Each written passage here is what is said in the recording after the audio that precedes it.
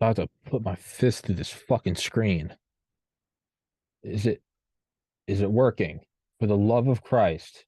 What the fuck is this? Is it working? I don't think it's working. No sources selected. What do you mean no sources selected? For the love of fucking Christ. Oh no, it's working. I think. Yeah, it is. All right, so the stream is working well. Already off to a rough start. I wanted to do a live chat thing where I actually read what people say in the chat. I don't know if it's gonna work. Zoom was fucking up, or not Zoom, excuse me, Rumble was fucking up, and it just wouldn't upload the stream. For the love of Christ, please, why are you not? Why is it not showing up? Just, just show up. Just show up. Oh my God. Well, we're off to a rough start. Today is Monday, April 3rd, 2023 at 4:18 p.m. Eastern time. If you want to support the podcast, click on that little red button on Rumble. It's a link to Locals, which is Rumble's version of Patreon. You can support the show for a couple bucks a month. You can get all the video game stream links after they're uploaded because they go and listen on the main channel. You can get exclusive content. I do a lot of like studio kind of walkthroughs, show you the upgrades as they're happening, kind of spitball 'em. People post guest ideas there. And I do like a daily video, or sometimes they're just a minute. I tell you who the guests are coming on. Sometimes I just run my stupid mouth for 10 minutes. But so right now is an episode I kind of wanted to just do a proof of concept of. And I figure it's probably going to be very sloppy and messy, and we'll fine hone it over time, as with the podcast, as with the gaming channel, as with new equipment. Is just baptism by fire. But I've always found that it's better to just start and put something out there. So in true baptism by fire fashion, Rumble wasn't posting the stream, OBS wasn't picking up Zoom, and the entire thing was just a clusterfuck. But we will work through it. We will persevere. And I'm posting the live link right now. And kind of angry at Rumble for fucking up. But so this is like an episode idea. I'm posting the live link. So excuse me while I'm multitasking. This is an episode idea I want to maybe start doing like once a week. And it will just be live chat. Ask whatever questions you want about the podcast, about anything, and I will answer to the best of my abilities. I really haven't had any ideas for a solo rant for the last several months, and I'm not going to force them. But I do think it would be kind of cool to just kind of ask questions and shoot the shit with whoever. I don't know. It might absolutely suck. It might be the worst episode I've ever done, and we'll just smother it in the grave. It might also be really cool. So we're going to kind of toy around with all of it. Let me just finish posting these links. Yeah, it could be a cool thing. It might move exclusively to Rumble or exclusively to Locals. It might stay on Rumble. I don't know. There's a million. We're at like the first step of the journey. There's a million directions we can go. There are a million potential realities that this episode type will go down. But right now, I just want to get a proof of concept out, and I'm kind of talking in circles as I'm continuing to post the link. But I think we are now posted. All right, so we're good. So let's see if anyone's actually here. 28 people watching. All right, so let's see. We chat. Rumble's good. We got you. I got debanked. 20 by well, can't donate. Sorry, bud. It's cool, dude. You don't. Oh shit. Got to experiment, Tommy. Thank you, Ollie Loving. So we got Herb Green and Ollie Loving right now. Yeah. So I don't know. We got two people here. If y'all have any questions, that's kind of the purpose of this show. I don't really have any solo rant topics to go on, so I imagine I'll just sit here and go on some masturbatory. Is that a word? Masturbatory rant about shit. Yeah. So live chatting about the podcast. Somebody asked a question. We chatting. Herb Green. Yes, we are chatting, my good sir. We are chatting. Well, I guess you guys are seeing kind of behind the scenes of the podcast is that it's always a clusterfuck, just barely above the level of chaos. The entire thing is just held together with duct tape and talking nonstop so that there's no dead air, and hoping that it comes together well. Doing it live is, I guess, another. I guess I've kind of been training for live shows for like 3 years because I don't edit anything. So to me, they've always been live. Um, but yeah, isn't all masturbation self? It has to be. Where were you going with the advanced weaponry? It was interesting. What advanced weaponry? What are you talking about? Advanced weaponry. Where you were going with the advanced weaponry was interesting. When did I talk about advanced? I'm actually confused. Where was I talking about advanced weaponry with? Who? Just now with George Webb at the previous episode, the biowarfare episode? I'm not your last podcast with George Webb. Yeah, I guess advanced. Is there a question in there, Herb Green? It's not really a question, my friend. Where you were going with the advanced weaponry was interesting. It seems more like an observation. I appreciate your comment. You compare the SR-71 to the 64 Cadillac. Yeah, that's kind of how I always try to look at things when I try to actually think, because it's so easy to just say the government's 40 years ahead. That's all well and good. But it's like the difference between 1,000, a million, and a billion. You kind of don't think about it. You're like, yeah, it's more zeros, but I mean, like 1,000 seconds is less than an hour, but a million seconds is like 30 years. And a billion seconds is like from here to the Great Pyramids.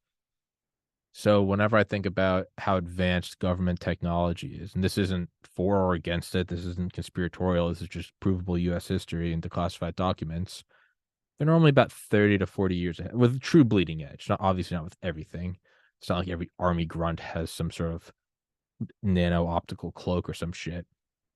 But I mean, we know from the SR-71, we just go look at when and before the SR-71, um, before the SR-71 was the A-12 ox cart. I think they also called it the Archangel. That one flew higher and faster than the SR-71. Each of its engines was stronger than I think the Queen Mary cruise ship or Queen Elizabeth, whatever the fuck it was. So that's just how I try to look at things. So like right now, if I'm using an M1 iMac, and I'm on an iPhone, I've got a 4K camera, I got a gaming computer over my shoulder. This is what I have, and I can stream to 16,000 people at one time. You got to really extrapolate what a 40-year difference looks like. I'm not even 40. I'm 32. So what would that actually look like right now? Probably the Tic Tac, right? Off the USS Nimitz in '04. But even that was 19 years ago. That was almost 20 years ago. So yeah, probably some sort of like light speed engine, some sort of warp drive. But even that's just propulsion. Excuse me. If you look at popular mechanics and popular science covers from they're openly talking about. Oh yeah, no. How do we introduce the next generation of questioning to questioning their my indoctrination started with Operation Northwoods? Well, Ollie Loving, I think it's a self-discovery process. I mean, as with all things, you know, how do you start saving money? How do you start dieting? You really can't be forced to. There's just a moment in your life when you realize you should probably have some savings, or that you should probably hit the gym, or that it's good to go to bed early and just get a full night's sleep. It's these moments of self-discovery can never be forced on you. You can't force maturity. You get to a you kind of just wake up one day in your late 20s and you're like, I don't want to go to a bar and get blackout drunk. You're like, I kind of just want to sit on my couch, right? And that's not maturity in that it's better. It's just you move at different periods. I mean, I have a friend with a family that always tells me, he's like, when you're young, when you're like 7, if somebody ever tried to tell you that one day you will want women more than you want ice cream, you'd look at them like they're high. And he's like, as you get older, you can't explain to a 20-year-old that there are better things than alcohol and pussy. He's like, you can't tell them that they will one day love being a father and changing diapers and bringing their kids to soccer practice. That's where I am right now. I can't possibly imagine that. But I imagine there's a point in life where you will shift. Biologically, I imagine your brain would shift into some sort of maturing state. So how do you get people to start questioning their government? You can't. It is a self-discovery process.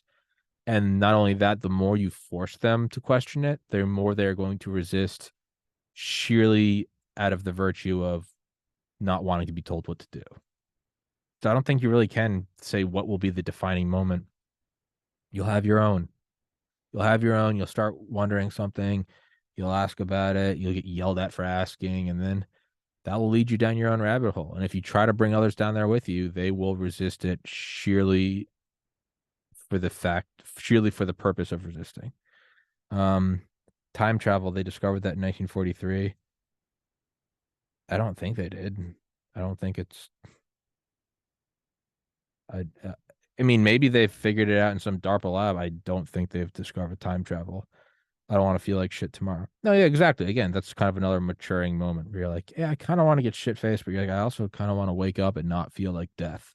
Um, and I didn't even know it. Yeah, it's again, you can't.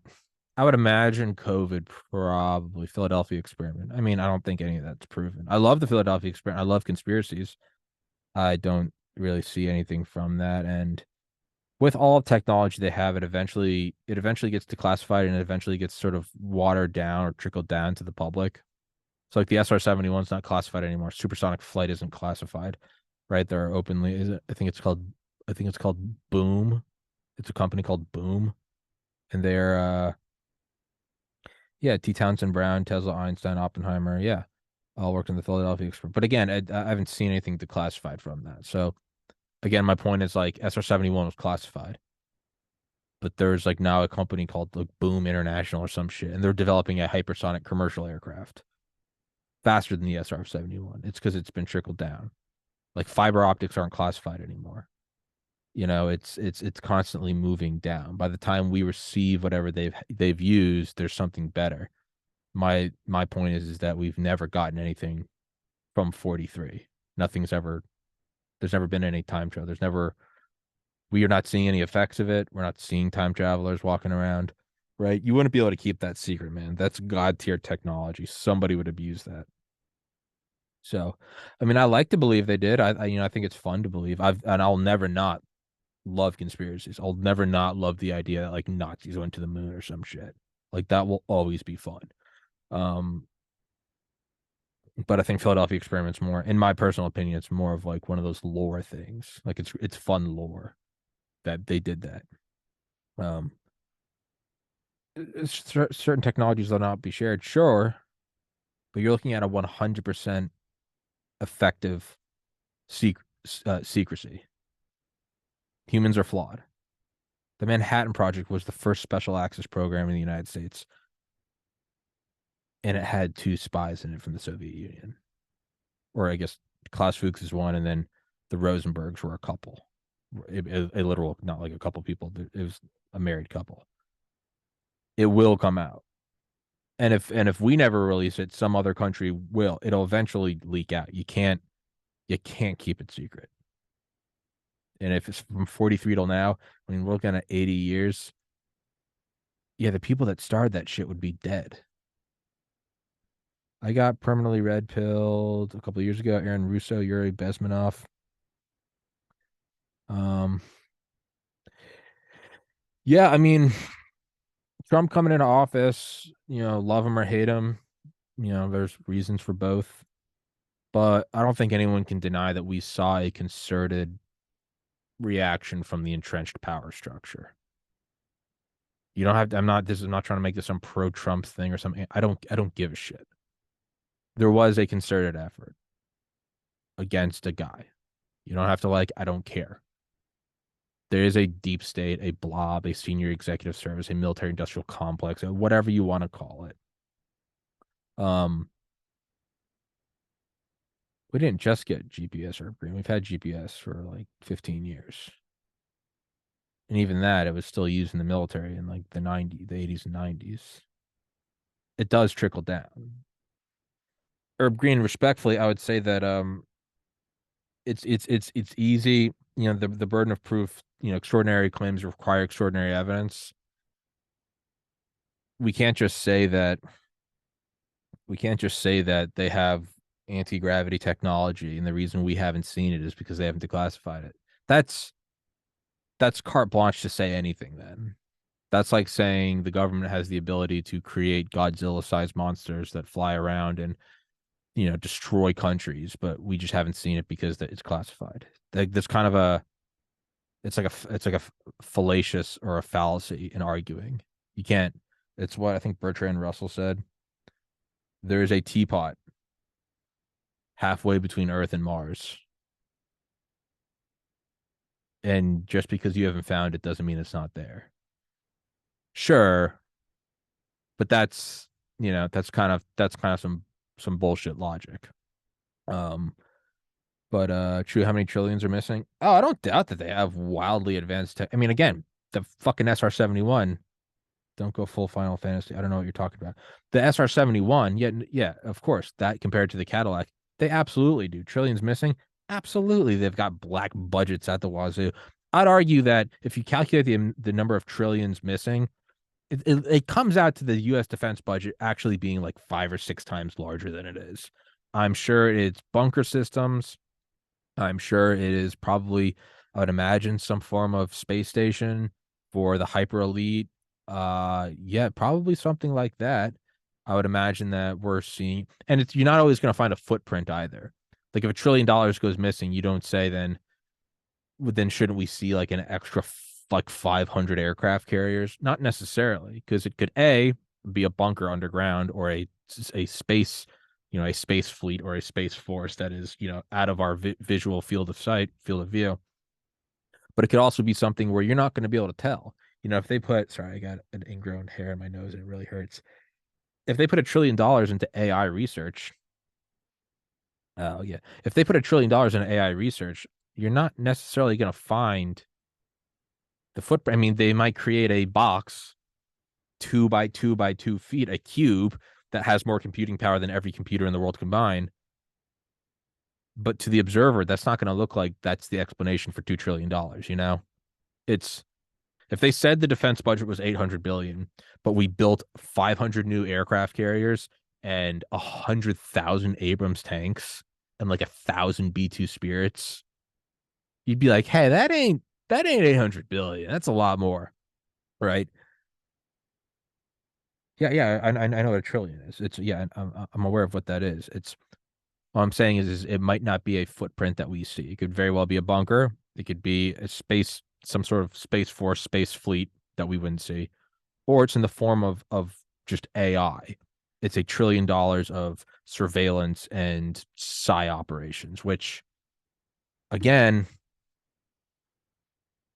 it's like look at this battery, right? It's roughly the same size of an iPhone. Theoretically, this could be some hyper advanced DARPA tech using femtometer transistors and quantum tunneling, and this has more computing power than all of China. I wouldn't know it. If just seeing it, you wouldn't know it. So I mean, I'm not above saying that the trillions have clearly gone missing and they're not turning up anywhere in what we can see as tangible assets. So I would imagine it's something where you're not gonna see it. It's something like $1 trillion worth of software upgrades. Like you're not gonna take a B-52 from 1950 and a B-52 from 2020. One of them has an extra $50 million of avionics in it. They look the same. So that's kind of my logic. Good noon. I think that means good afternoon. Um, yeah, no, I don't think they're mocking. I'm not sure they're mocking us. Fucking, I got an ingrown hair in my nose. It hurts. I'm not saying they're mocking us. I think the Tic Tacs are ours, and we did like we we said what's the most. So let's see how I can put it in perspective. It's like how EVs are in how should be the first EV appeared in the mid 1830s. Yeah, no, I got you. No, I mean that's a fair argument, right? I mean, that's a fair argument. But I guess my logic is we'd see something. There'd be something. If they were so advanced that they had like light speed spacecraft, we wouldn't bother with like arming Ukraine. You know what I mean? Like if we were really at God tier, I don't think they're trying to. I think you're giving them too much credit. I think you're giving them too much credit and you're assuming they're a monolith. I think it's a ton of little factions that come together and form and this is all my opinion, that form the appearance of a monolith called the US government, or more specifically the DoD. But dude, you got to remember, these are all just people. Selfish, backstabbing people, too. How many people have caught weird shit on camera? A ton. I'm not sure, Herb Green, I'm not sure what you're getting. I'm with you and the general train of thought that they are hyper advanced. S.H. Shaw 256. I think the Tic Tac is Operation Bluebeam. It's not a physical object. I remember listening to Lex Friedman right when that came out, and he actually had a great point. He was talking with one of the pilots, and the pilot was like, "Well, what do we do know that there's a craft moving at these wild speeds?" And Lex Friedman goes, "It appears to be." And I thought that was just a brilliant piece of critical thinking. It appears to be. Which would be harder, to make a craft that makes these 90-degree turns at Mach 100 or a hologram. I'm not saying the hologram's easy. Hologram's probably easier than making that craft. No, I'm with you, Herb Green. I don't see it. Again, and this is my, I guess, respectfully disagree with you. We can use that logic forever. We can say the Earth's hollow, but the entrance point's classified. I mean, burden of proof's on you. You know what I mean? Like, okay, so like Ben Rich from Skunkworks wrote in his book Skunkworks how in the 1980s the DoD gave them a contract requesting that they build, I think, a Mach 14 fighter jet. And he talks about how they couldn't do it. And maybe he's lying, but like there's a fact and figure in citation. I can't just go on like forums I read in 2007 on E-Bombs World while smoking a bong saying that time travel exists. Like there's got to be something, because if we're negating the need for any sort of citation, then the conversation we're having is no better than just,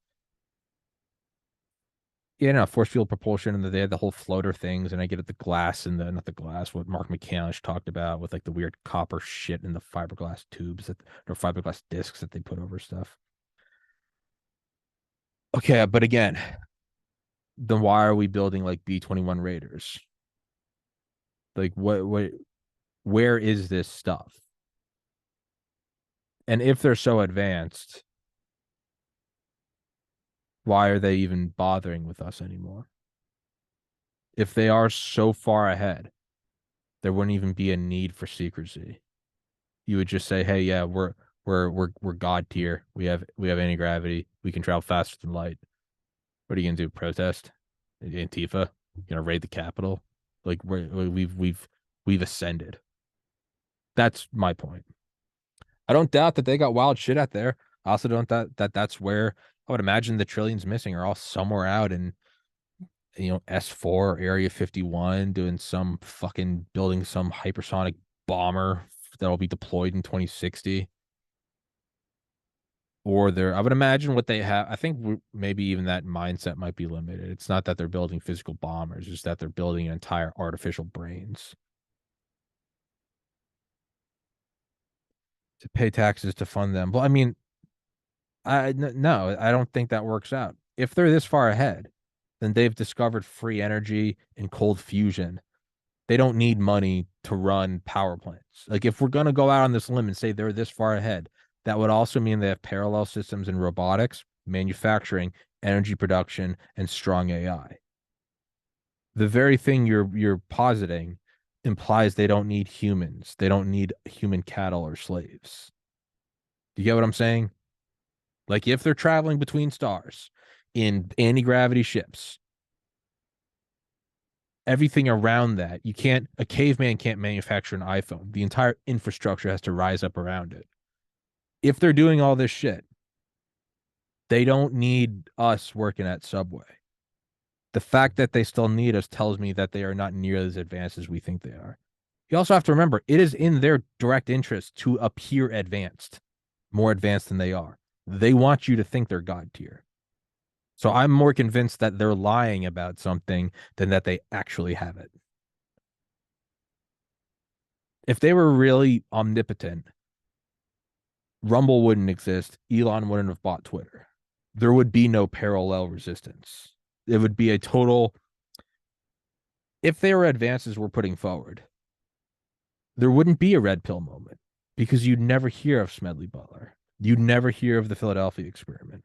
There would be no encrypted texts. It wouldn't be here. It would be 1984. You wouldn't be able to resist the vaccine. That's my point. We know they're psychopaths who want to project their will on everyone. If they had the god tier technology to do that, they would do it. They haven't. So I can't go along with you. And again, not that I give a shit. This is just a live stream. We're shooting the shit. But that's kind of my logic on that, Herb Green. Yeah. I think they're probably wildly advanced, and I think it's breathtaking if we could ever walk on Area 51 and see some of this shit. I think it's probably breathtaking. I don't think it's as god tier as we think. I think it's probably in their benefit for us to think that they have anti-gravity. I guess what we'd really see is if they, when push comes to shove, it'd be if this war goes hot and we start launching nukes at like Russia and China, and then we start zapping them out of the sky with some shit. That's when I think we'll see it. If the hand gets forced, and they'd only be forced during a, I always use this example. U.S. command structure wanted to bomb Gaddafi in like the 80s or some shit, late 80s. And they wanted to use the F-117 Nighthawk, which was still just black ops on black ops. And Caspar Weinberger, then Secretary of Defense, stepped in and said, we're not going to use the F-117. We're going to use just like your traditional fast mover F-18, whatever the fuck. And his opponents were like, they'll be able to pick those up on radar. They'll see them, they'll hear them. And if we don't get Gaddafi, like they might see us and hear us and we can still get lucky and just go pummel the fuck out of his palace. If we don't, he's going to go into hiding and he's going to be paranoid and we're never going to get him. And Weinberger looked at that, said he's not ignorant of that. But if we use the F-117, there's a very good chance that the Soviets will detect it and they'll know we have it. So he said, I'd rather the F-117 stay in the shadows, literally and metaphorically, and risk Gaddafi getting away because he is a much smaller fish than the Soviet Union. And that's exactly what happened. They didn't use the F-117. The attack didn't work and Gaddafi got away. But there is precedent for holding the big tech back. We will see the big tech if we go to a world war. Israel has the Iron Dome, but you also have to remember that Israel is defending itself from a bunch of goat fuckers using mortars and like Chinese rockets. So they're not defending themselves against MIRVs, right? Missile defense system. Nah, that was kind of proven moot in like the 60s and 70s. The ABMs, Sprint ABM, and then there's the other one, Hybex. Yeah, and they found out like they could shoot missiles down, but a saturation attack wouldn't it would mean shit. It doesn't matter how. They basically found that like ABM systems could theoretically you could defend like 1 point pretty well. You'd have to put up like 1,000 ABM silos around, the White House, and you could probably fend it. Nothing else though. So that's kind of where mutual assured destruction comes in. And again, this is all my understanding of history. Fuck if I know what's really out there. But no, I think ABMs were pretty much proven to be, successful in theory, but completely implausible. Unless SDI worked and we have I bet we probably have something like that. I would argue that's probably where some trillions went, is like a functioning SDI, particle beams and fucking lasers shooting down. Was it the Casaba howitzer? CASABA, the Casaba howitzer. It's basically a shape charge made out of a hydrogen bomb. And it'd shoot like a beam of X-rays. But yeah, dude, what Israel is defending against a bunch of fucking retards using like bottle rockets with grenades strapped to them. They're not defending against hypersonic stealth cruise missiles. Yeah. I don't think we have an effective missile defense. I don't think there's any point in pursuing it. I think mutual assured destruction is probably the strongest bulwark against nuclear war. The missing trillions, though, I would say it's probably gone into some sort of AI Manhattan project. Just a ton more bunkers. The bunkers aren't a conspiracy. I mean, read Raven Rock by Garrett Graff. We had hundreds of nuclear bunkers connected by their own like fiber lines back in the 60s. Like, so I would imagine probably new and upgraded bunkers for the elite. I don't think that's a wild idea at all. Some sort of strong AI Manhattan project, some sort of tic tac thing. And maybe I think colonizing a new world is still, even for like DARPA, probably still a fool's errand. It's just so far in the future and requires so much general improvements that's just something they're probably kicking down the road for like the next generation or the one after that. Um, I don't think it's that silly to assume that they're probably going to build some sort of. Wouldn't that be a reason to develop such a missile system? No, the bunkers are fine. You gotta understand these bunkers aren't under like 10 feet of like dirt. They're under 2,000 and 3,000 feet of granite. You, they are back to mutual assured destruction. Not only are we going to wipe each other out, but you're also not going to be able to effectively wipe out the command because they're going to be a mile underground. There's no it's a you can just run that forever and empty all your money into it. I think I think you're I think you're kind of proving your own point wrong. There are ancient underground cities all over the world that go. Well, yeah, they're buried in shit. Um, yeah, but it's not like they're working cities. They're like fossils. It's like old calcified rock covered in like cow shit and vines. Um, I don't think it's that silly if you like scorched earth. Well, that's the whole idea of mutual assured destruction is that there will be scorched earth. They will absolutely do that. It's everyone is armed to the fucking teeth with nukes, so you'll absolutely destroy the surface of the planet. And then not only that, every other command structure of every other nation is under a mile of granite. So you'll never actually kill the ones able to launch the nukes. So, okay, but is it anywhere worth living? No, it's not. Bunkers paired with nukes, it's basically we are guaranteeing the world will be fucked, and you're also guaranteeing that you'll never be able to take out the command structure of the other side. So there's no point in doing it.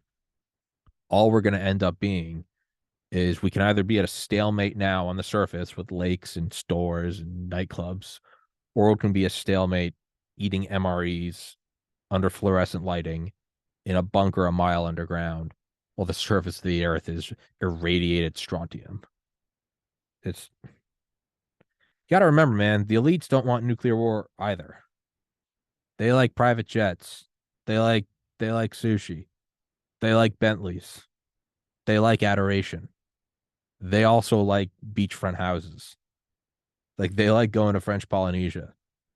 They don't want to be, they've seen the bunkers. Why are the structures there? Fuck if I know. I don't think they really offer any, I don't think they really offer any. It's just, I don't know why they build old stone structures. The underground structures don't really, they're fascinating, sure. I don't really see any modern value in it, right? Yeah. Um, I would imagine there's probably some sort of massive upgrade from like the International Space Station. They have their own bunkers. Who has their own bunkers? You got to be more specific. The ancient cities, why they have their own bunkers? Fuck if I know. Maybe we've had nuclear war before. Those bunkers weren't effective though, right? Because those societies have been wiped out. So how effective of bunkers can they be? Why are the elites going underground or space? They're not. They're keeping them there as a backup plan in case things go hot. They don't want to live there. They have them in case they need them. They've always had that. It's the before the first nuclear bunker, they actually had a ramp that went into the treasury, like the vault under the treasury, so that FDR could ride down there in the case of a Nazi bombing raid.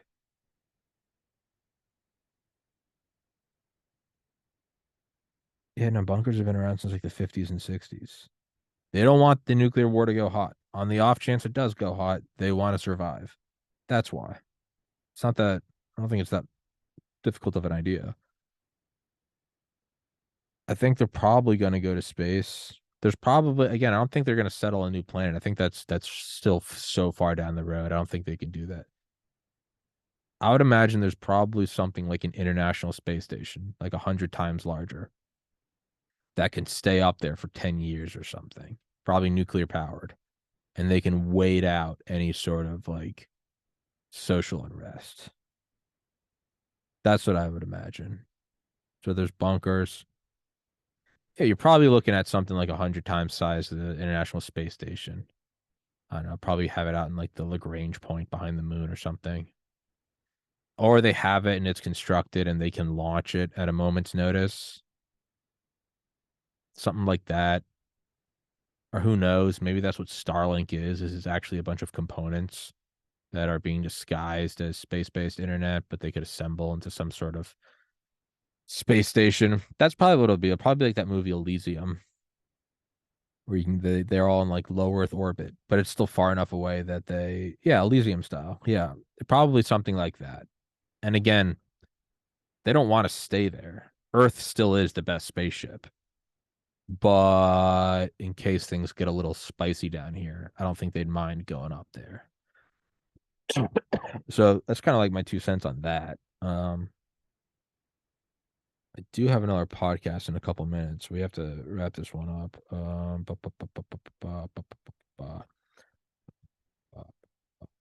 Um, so you look at the space-based solar generator pattern, it says Death Star.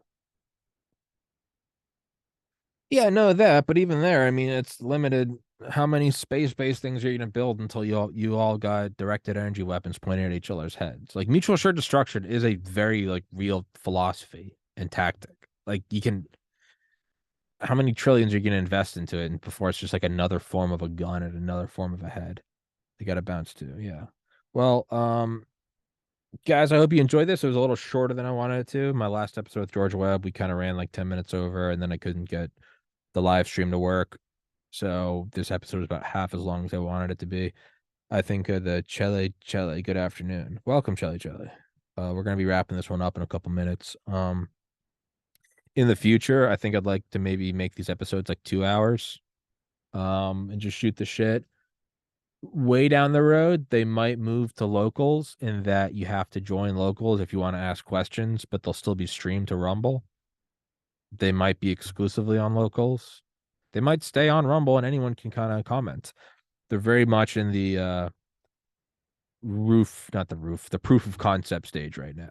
This is like the Wright brothers putting up the right flyer made out of fucking like paper mache and leather dildos or whatever the fuck the thing was made of. It's not a fighter jet. Given enough time and energy, it could be a fighter jet, but it's not a fighter jet yet. So that's kind of how this live stream's going. This is the first one that is very. I imagine we'll fine hone it. I'll probably get better. Um, I imagine we'll get better at it. I'll probably get better at riffing and holding questions. I have no problem doing solo rants where I just talk by myself. This is a little different kind of questions coming in, so I will literally have to start developing like the neural pathways and new connections on how to do this, and we'll get better at it. Maybe I'll start making this an actual like time. What time did I do today? 4 p.m. on Monday. Maybe we'll just start doing Mondays at 4 p.m. Maybe we'll start doing just Mondays at 2 p.m. Maybe that's how we'll live chat. Why does my phone always fucking autocorrect to love? I've typed in live. Every status for the last 2 months has been live chat starts now. Why do you keep autocorrecting to love? Fucking Christ. All right, so here's what I'm gonna do. Today's was at 4 p.m. I am going to start doing these Mondays at 2 p.m. We'll do it for the next month. And that's how we'll do these live chats. 4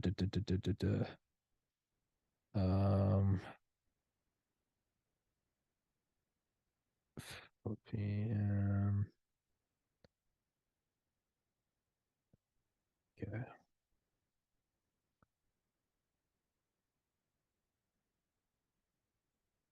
Live chat, live chat, live chat, live chat, live chat, live chat, live chat. All right. So for the next month, Mondays at 2 p.m., we're gonna do the live chat episodes. Thank you, Charlie. Peace out. They did the topics. Thank you. No. I wasn't reading the Mad Love Homie. It is all about the love. No, there's not a lag, Charlie. I was going into my calendar and scheduling myself. It's kind of a weird. I just scheduled myself. Um, yeah. So Mondays at 2 p.m. is going to be now the live chat episodes, and we'll do that for the next month, and we'll see how it works. Maybe they fucking suck. Maybe they're great. Who knows? Um, it's a matter of time until the FBI joins them. How come patriots aren't standing up and taking this country back? Like, fuck off. You guys should really buy some tannerite and some sawed-off shotguns and take this country back from the global. Just some FBI windbreaker cuck. What a fucking bunch of faggots. Um, so say we wrap this one up. Again, this was more of a proof of concept episode. I missed until summer break since I'm a teacher. Damn it, Charlie, you need to leave your job and be present for live chats. I mean, what's more important? What's more important? Teaching the children or being here for live chats? You know? So that's we'll do that. So the next one will be a week from today. It'll be Monday, April 10th at 2 p.m. Wait, fuck. Yeah, Monday, April 10th, 2 p.m. Eastern. And then Monday, April 17th, 2 p.m. Eastern. Monday, April 24th, 2 p.m. Eastern. Monday, May 1st, 2 p.m. Eastern. So we'll do for the next 4 weeks. We'll do the live chat at 2 p.m. Eastern. I'll make sure to schedule like 2 hours instead of one. And yeah, we'll just shoot the shit, take our dicks out, get banned from Rumble, maybe jump out of my apartment window, whatever. Maybe just light my face on fire with a blowtorch, get those viral views, eat a grenade, maybe pull Mr. Hands and get fucked by a horse. On my shoe. But yeah, I gotta wrap this one up. I got another guest that I gotta do. Yes. Sorry, running over. So we'll wrap this one up for now. Guys, thanks for coming here. Thanks for the couple of y'all that answered ask questions. Chelly, and Herb Green, and I think somebody else was here. S.H. Shaw, Shishaw, Shishaw, Shishaw. We're not having fun unless fire's involved. I agree with you, Herb Green. This is not a good episode until I Molotov myself. 420. Hell yeah, dude. Fuck that 420. Flamethrower. Oh, I like that flamethrower to the face. What about like a plasma rifle? Not a plasma rifle. What are those underwater torches? Oxyacetylene torches, reach like 10,000 degrees Fahrenheit. That's what I'm gonna do. I'm gonna cut off my nose during a live chat. So and tonight, gonna be streaming, I think, Borderlands 3. Last night, just a little plug for the video game streams, which are obviously on the podcast channel. The video game streams go unlisted as soon as they're finished. They go from public to unlisted, and those are only available on locals. Last night might have been the funniest video game stream out of 220 episodes. That was probably the funniest one I'd done. That was, and by done, I mean me and my friends did. That was fucking incredible. So tonight you're gonna stream Borderlands, maybe just Ready or Not or Insurgency or something. But join that. Those streams are fun as fuck. Those are much more much unholier than this. Yeah, yeah, guys, thanks for being here. Thanks for checking in. And I will see y'all next week. But we gotta wrap this one up for now. Thank you so much.